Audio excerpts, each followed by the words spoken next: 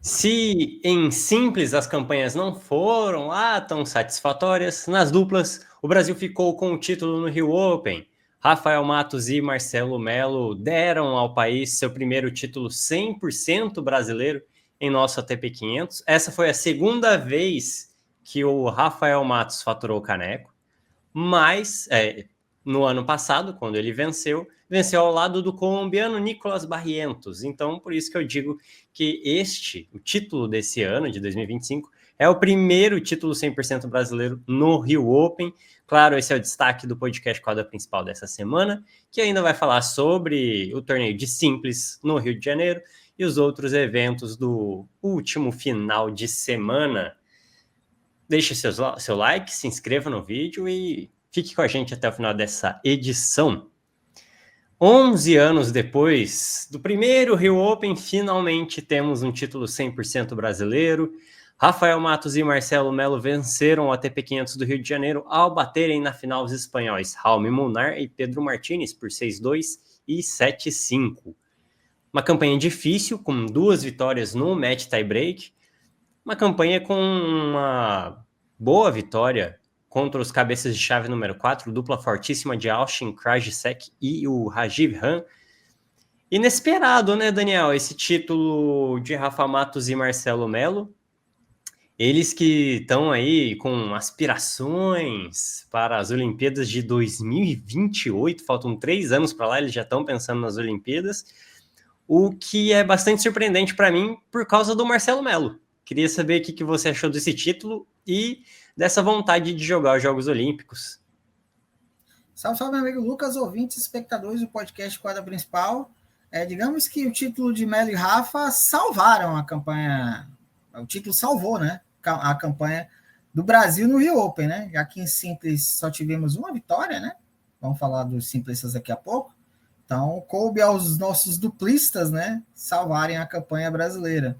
Eu não sei se é inesperado, é a campanha certa, né, ou é a palavra certa, mas talvez a gente não tivesse tantas expectativas. Mas o fato é que o fator casa, né, o fator local, pesou muito a favor da dupla brasileira. Rafa foi o primeiro bicampeão do Rio Open, eu falo cronologicamente, porque o segundo bicampeão do Rio Open veio no dia seguinte. Então, cronologicamente, Rafa Matos é o primeiro bicampeão da história do Rio Open. E né? lembrando, bicampeão seguido, um título atrás do outro, porque tem outros aí duplistas que ganharam 2 vezes, mas em anos separados. Perfeito. Uma campanha, como você falou, ganharam de virada a fortíssima dupla Austin Krajicek e Rajiv Ram, 10-4 no match tie-break, segunda rodada 2-0 no Francisco Cabral e Jean-Jules Roger, Francisco Cabral que já foi parceiro do Rafa Matos, e aí tivemos outra vitória de virada, né, ali nas semifinais, contra o italiano Luciano Darderi e o argentino Mariano Navoni, com 10-5 no match tie-break. E a final, que foi 2-0, o primeiro set de domínio da dupla brasileira, o segundo set mais equilibrado, com os tenistas confirmando o saque, mas ali quando os espanhóis sacavam em 4-5, né? O Melo teve um match point que estava na mão dele, foi inacreditável que ele perdeu a bola do match point. Na verdade, era um decide point, né? Ou era match point ou era game point para os espanhóis. Os espanhóis confirmaram aí no game de saque seguinte, os brasileiros confirmam o saque no game de saque seguinte, aí não teve bobeira, os brasileiros confirmaram o título, a quadra lotada, a quadra central lotada, o jogo já virando a meia-noite, né? De sábado para domingo. Muito legal essa conquista, que é o segundo título da parceria 100% brasileira. Eles foram campeões em Stuttgart no ano passado, na grama. 10º título da Rafa Matos, de ATP. E o Melo, né, depois de 2 vices, depois de bater na trave em 2 ocasiões, finalmente conquista o seu título de Rio Open, né? 39 títulos do Marcelo Melo, uma marca histórica aqui, porque o Melo agora empata com o croata Matt Pavic, e ambos são os maiores vencedores de ATP em atividade. 39 conquistas. Claro que, né, o Pavic é 10 anos mais novo que o Marcelo Melo, então a gente acredita que o croata vai ampliar essa marca, né? Mas, de qualquer maneira, é uma marca histórica para o brasileiro, né? E aí, você falando aí deles jogarem em Los Angeles, né? 28, né? Acho que o Marcelo Melo vai virar o goleiro Fábio, né? Do Fluminense. O Fábio tá jogando aqui 45, 43 anos aí, né? Esqueci até a idade dele já. E o Melo tem 41. Vai jogar aqui, 2028 vai ter aqui 44 anos. E aos 41 anos, o Melo, com essa campanha, se reaproxima do top 20. Ele subiu para a posição 23 do ranking mundial da ATP. Enquanto o Rafa Matos, como ele defendeu o título ano passado, né?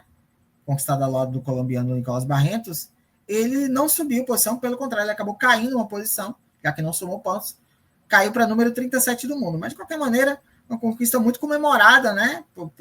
Importante para o tênis brasileiro, e é bom quando é uma dupla 100% brasileira em casa, né? Então, a vibe foi totalmente diferente. Eu lembro que no ano passado, a final do Rafa com o Barrentos foi no domingo à tarde, né? Foi antes da final de simples. E assim, não tinha tanta gente na quadra como a gente viu no sábado à noite na capital fluminense. Então, foi muito bom essa conquista para a dupla brasileira e que venham mais por aí. E essa notícia aí, né?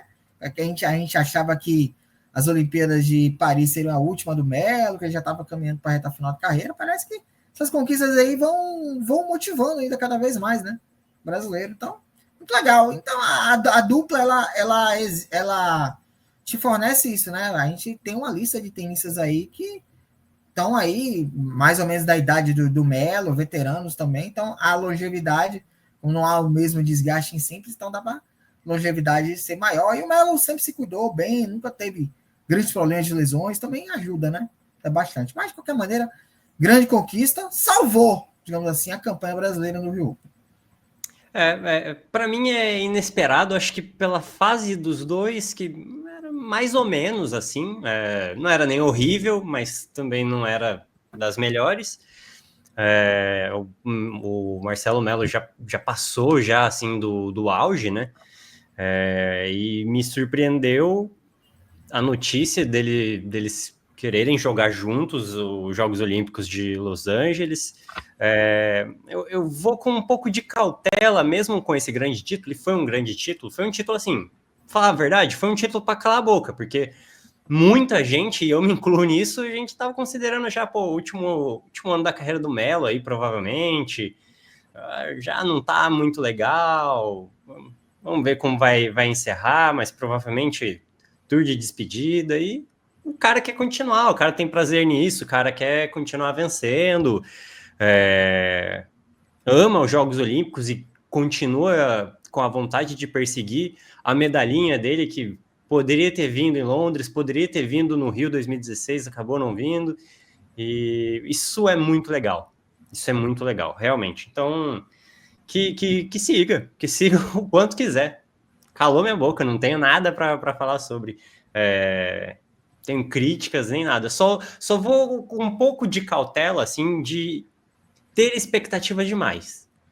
Acho que não é para isso. Acho que é para a gente, como torcedor, usufruir desse momento. Comemorar mesmo e torcer para que tenha mais títulos por aí, que a dupla tenha sucesso. O Rafa ainda é jovem, e essa mistura com a experiência do Melo pode ser muito importante para os dois, e vamos ver o que eles conseguem em grandes torneios, em torneios maiores, né, nos grandes lãs e tal. Vamos ver, pode ser uma boa aí. E assim, até pela idade, claro que, legal o Melo ter essa motivação ainda de jogar, mas é muito difícil a gente prever, né? De um ano para outro, ainda mais a idade que ele tá, muito. Pode acontecer qualquer coisa, entendeu? Pode ter um declínio físico, técnico. Aliás, o declínio técnico já tem, porque ele já não está mais no auge da carreira, tecnicamente falando. Eu acho que a oportunidade da medalha nessas duas Olimpíadas que você mencionou era o que a gente esperava mais, porque era o auge da carreira do Melo, né? Então agora o Melo já não está mais no auge, né? Talvez o Rafa esteja chegando no auge. Então isso pode dar uma compensada. Mas o Rafa também ainda não é tenista de top 10, de top 20, né? O Rafa ainda está tentando chegar nessa turma, chegar nessa galera. Então, A gente comemora essas conquistas, é claro, mas eu também tenho muito pé no chão sobre essa participação do Melo. Eu acho muito legal esse amor que ele tem pelo jogo, né? Então, isso que é mais legal, entendeu? Então, e assim, a gente não tinha tanta expectativa desse, porque justamente pela idade, né? A gente já imaginava que ele poderia estar já na última temporada mesmo, então a gente não tinha esperança de que ele vai jogar mais 3 anos. Como é que será o Melo daqui a 3 anos? Ninguém sabe, entendeu? A gente pode projetar o Rafa daqui a 3 anos, mas o O Melo... Melo, do final dessa temporada, a gente já não consegue ter uma noção. Imagina daqui 3 anos. Pois é, mas, por exemplo, o cara agora tá próximo de voltar ao top 20. Os Pois é. 41 anos, entendeu? Então, bom, isso pode ser um propulsor aí, mas vamos ver o Melo e o Rafa, a dupla, né? Em grandes torneios, não só Grand Slams, como o Masters 1000, né? Quando eles forem. Agora, com essa subida do Melo, eles já vão ter um ranking combinado melhor para jogar, para ter a possibilidade de entrar, por exemplo, em Masters 1000, já que é mais difícil com o ranking combinado que eles tinham antes.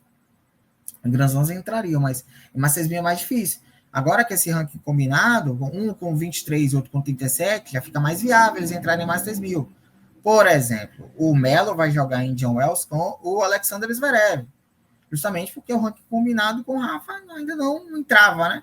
Então, o Zverev, ele entra com o ranking de simples, né? Então, vai ficar mais viável. Então, é isso.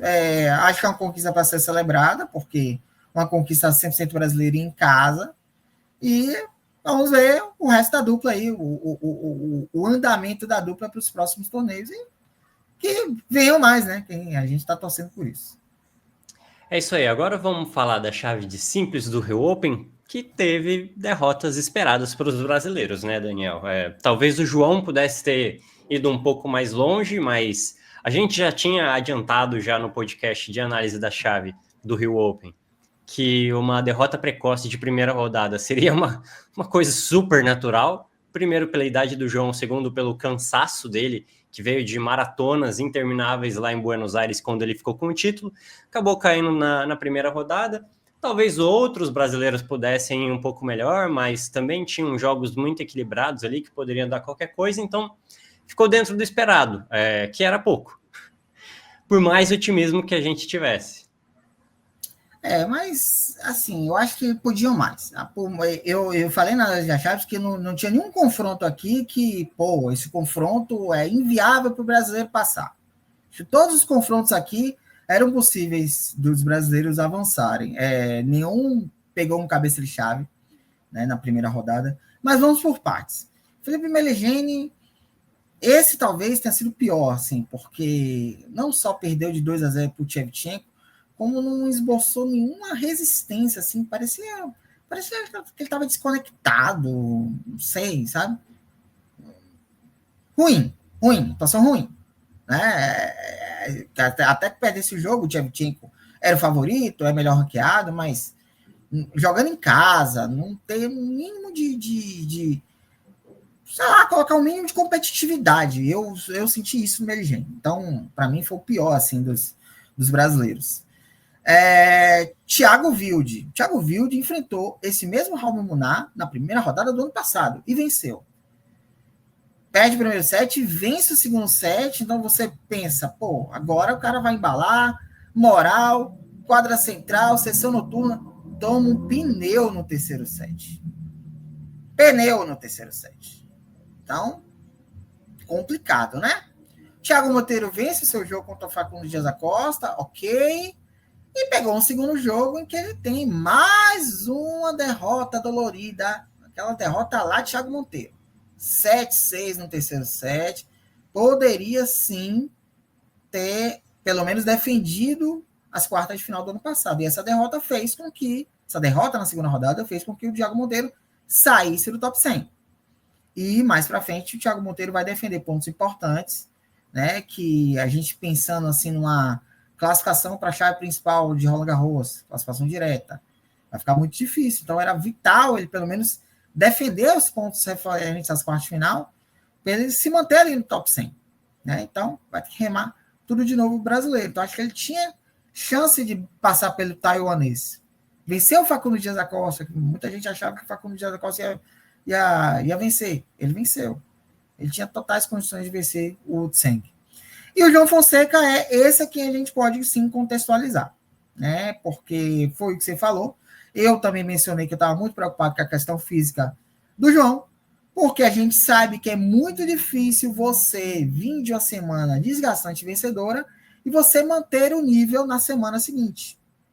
É muito difícil. Todos ou quase todos os tenistas que têm uma semana vencedora, na semana seguinte, caem precocemente.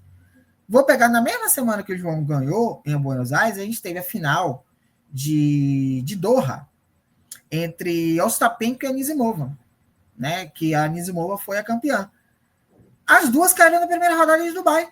Dois dias depois, as duas já estavam em quadra novamente e as duas caíram na primeira rodada. O João, mesma coisa, ganha Buenos Aires domingo, em terça, da terça, 2 dias depois, já estava em quadra, né? Ele chega segunda-feira no Rio, bate uma bolinha e tal, e na terça já está em quadra. Ele disse na coletiva que não sentiu nada fisicamente, que estava 100% e tal, que ele sentiu mais a parte mental. É o quê? Ele veio, né, de uma conquista maravilhosa, né, que abordamos aqui, furou a bolha mais uma vez, e ele veio com status de celebridade. E aí, gente, a gente volta àquela questão. Que ele é um moleque de 18 anos e ele deixou bem claro que ele ficou nervoso, que ele sentiu. E é absolutamente normal. Só provou que o João é humano. Ele sentiu. E isso que serve de aprendizado. Né? É mais um capítulo de aprendizado do João. Apesar dele não sentir, dele ter dito que ele não sentiu nada fisicamente, que ele estava 100%, eu acho que não foi só questão do nervosismo, eu acho que ele estava sem energia, sim. Eu senti que ele jogou de bateria baixa. Em que pese o fato de que o francês, o Alexandre Miller, vamos falar daqui a pouco dele, fez um ótimo jogo, estava inspiradíssimo, né? Vem de um ano muito bom, início de ano muito bom, 2025, mas o João não jogou 20%, 30% daquilo que a gente já viu ele jogar. Então, eu acho que o João... Se a gente vê um João melhor em todos os sentidos, assim, técnico, físico, mental, acho que era um jogo, era um outro contexto de jogo. Então, eu acho que é uma derrota que serve de aprendizado, né? Tem outros Opens aí para frente para o João, né? Não conseguiu, né, defender os 100 pontos referentes ao ano passado, mas você vê como o título de Buenos Aires foi importante, né? Mesmo ele caindo na primeira rodada, ele não teve tanto impacto no ranking. Ele caiu 10 posições, né? Mas tá ali, não tá muito distante do que ele estava. Então, o impacto foi praticamente zero, né? E, você vê, a campanha, o título do Buenos Aires fez com que ele ganhasse convite para a chave principal do Masters 1000 de Indian Wells. Então, a gente tinha mencionado que o Masters 1000 em Miami seria o primeiro que ele entraria direto na chave principal. E vai ser o primeiro que ele vai entrar na chave principal através do seu ranking, né? Mas vai ter Indian Wells que ele vai entrar através do wildcard. Aliás, o outro que ganhou o wildcard foi o Leander Tim. Então, os finalistas do último Jack Gen Finals ganharam os primeiros convites, né, para o Masters 1000 de Indian Wells. Então, o João que ia jogar o quali, já não vai precisar jogar o quali, vai jogar a chave principal. Então, acho que é isso. Acho que o João, talvez sim essa seja uma derrota espera, que a gente... Não é que eu estava esperando, mas eu estava me preparando para que isso pudesse acontecer. A gente sabe que o mundo do tênis isso é bem comum. Bom, a gente pode pegar o exemplo do Alcaraz. Acho que o primeiro título do Alcaraz, semana seguinte ele também cai na primeira rodada. Então, é absolutamente natural. Você quer tá comendo tênis agora, isso é bem comum, gente. Isso é bem comum mesmo. Fica uma pena, fica um ponto de decepção, porque ele caiu, pô, era em casa, no Brasil, tô torcendo a favor, mas é absolutamente natural. Então, eu particularmente fiquei zero chateado com a derrota do João para o Alexandre Miller por conta de todo esse contexto. Zero chateado e zero surpreso também. Já era algo que dava para se esperar, assim, para quem acompanha tênis há mais tempo, já era algo que dava para se esperar. Então, e ainda teve o Gustavo Wade, que perdeu em 3 sets para o Francisco Comesana, o Comesana que fez grande campanha no Rio Open. O Gustavo Wade também tá com umas derrotas meio Thiago Monteiro, né, Daniel? Perde uns jogos assim que dá uma sofrida e no final não leva nada. E foi um jogo durou mais de 3 horas, talvez foi um dos jogos mais longos desse Rio Open, acho que foi um dos mais longos da história né? E o Wade perde no set, ganha o segundo, começa quebrando o terceiro, no primeiro game, toma a quebra de volta, e aí no meio do terceiro set sofre outra quebra. Eu acho que o Wade falta mais consistência, né? Você vê que ele consegue ser competitivo, consegue bater de frente. Lembrei da derrota que ele teve pro Baez no Roland Garros, que ele faz um gol muito competitivo, vende caríssimo a derrota pro Baez, mas no quinto set ele teve também oportunidades, se desperdiçou e perdeu, né? Então, acho que falta ele ter mais concentração também nos momentos importantes, não afobar tanta bola. Eu acho que ele tem potencial para crescer, é jovem ainda, mas ele precisa de mais constância para sair dessa zona aí 150, 160 que ele se encontra nesse momento. Então, é isso. Acho que essa derrota talvez foi dolorida pelas circunstâncias. O Mezani jogou muito bem também, né? Mas foi uma derrota no detalhe, eu acho. Eu acho que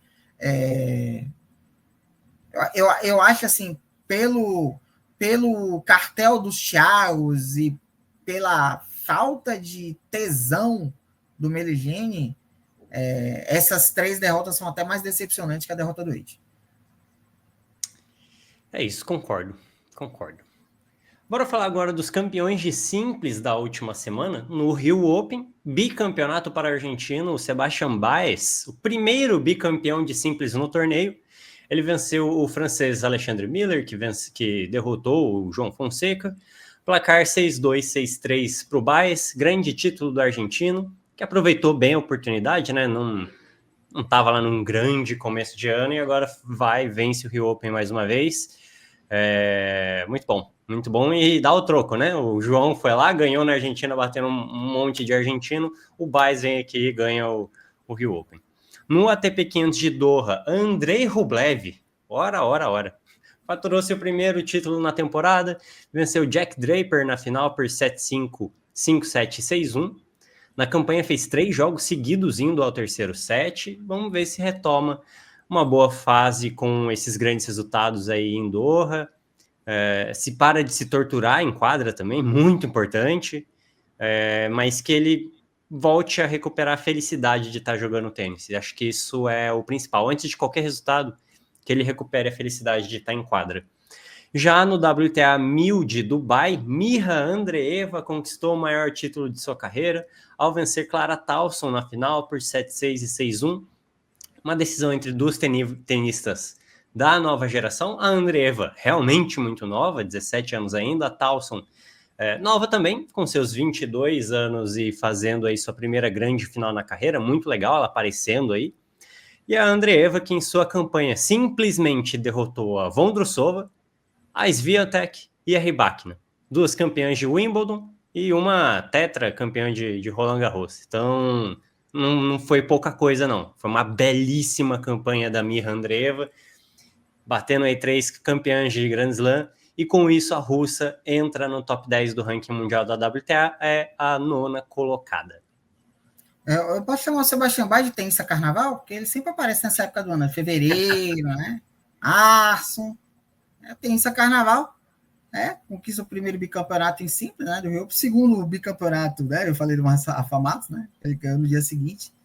E ele pode conquistar outro bicampeonato essa semana, porque ele joga em Santiago, né? No Chile, ATP 250 de Santiago. Então ele pode faturar 2 bicampeonatos aí numa sequência. Então, importante título para o Baez, consegue defender, né, os 500 pontos, né, ele poderia ter caído no ranking, então se mantém na posição que está, e ressaltar a campanha do Alexandre Miller, que vem de duas finais do ano já. Ele foi campeão em Hong Kong na primeira semana da temporada. E você falou do João, né? Que agora o Baez deu troco e tal. Lembra que o João derrotou 4 argentinos? Por pouco o Alexandre Miller não derrota 4 argentinos. Né? Ele vence 3, no quarto ele acabou ficando, né? Perdeu para o Sebastian Baez. Então derrotou 3 argentinos, mas de qualquer maneira, este início de temporada do francês, 28 anos de idade, já faz com que ele se aproxime do top 40, né? Sobe 19 posições, número 41 do mundo, né? Esta final de ATP foi no domingo, as outras 2 finais que você mencionou foram disputadas no sábado, em questão de minutos, né? Deu Rússia e deu Rússia, né? Rublev, né? Vence na campanha de Doha o Bublik e o Borde em 2 sets. Você falou de jogos em 3 sets, né? ele vence o de Minaur com 10-8 no tie-break do terceiro set, né, nas quartas de final. E vence o Aliassime na semifinal com 7-5 no tie-break do terceiro set. Então, jogos duríssimos aí para vencer também o Draper em 3 sets, né? 17 títulos na carreira e é o primeiro que ele vence pela segunda vez, né? Ele ganhou em Doha em 2020, né? Um daqueles últimos torneios antes do fim do mundo, o Rublev vence novamente. Então, a primeira cidade, o primeiro torneio que ele vence pela segunda vez, ultrapassa o Tommy Paul e assume a nona colocação do ranking mundial da ATP. Já o Jack Draper chega em sua quinta final de ATP e vai se aproximando do top 10 também, tá? Sobe de 16 para 12 do mundo, alcança o seu melhor ranking. E indo para Dubai, para a paradisíaca Dubai, Mirra Andreeva, né? Ganhou de 3 campeões de Grand Slam, né? Ganha da Iga nas quartas e ganha da Rybakina na semifinal. O único set perdido, né? Foi para a Rybakina na semifinal. E jogadora mais jovem a vencer um WTA 1000, a Mirra Andreeva, e a mais nova integrante do top 10. E chegou para ficar, né? A gente já estava, todo mundo do tênis que acompanha a Mirra Andreeva, a pirralha russa, chama carinhosamente assim, já estava já na expectativa dela chegar no top 10 em algum momento, e esse momento chegou. E chegou para ficar, né? A gente sabe que a Mirra Andreeva, que é um diamante sendo lapidado pela Conchita Martinez, e aí vai entrando na mais nova integrante do top 10, é um integrante que, né, chegou para ficar mesmo e não vai ficar só por aí, eu acho que vai subir ainda mais no ranking mundial. E você falou da Clara Tauson, que início de ano da Clara Tauson também, né?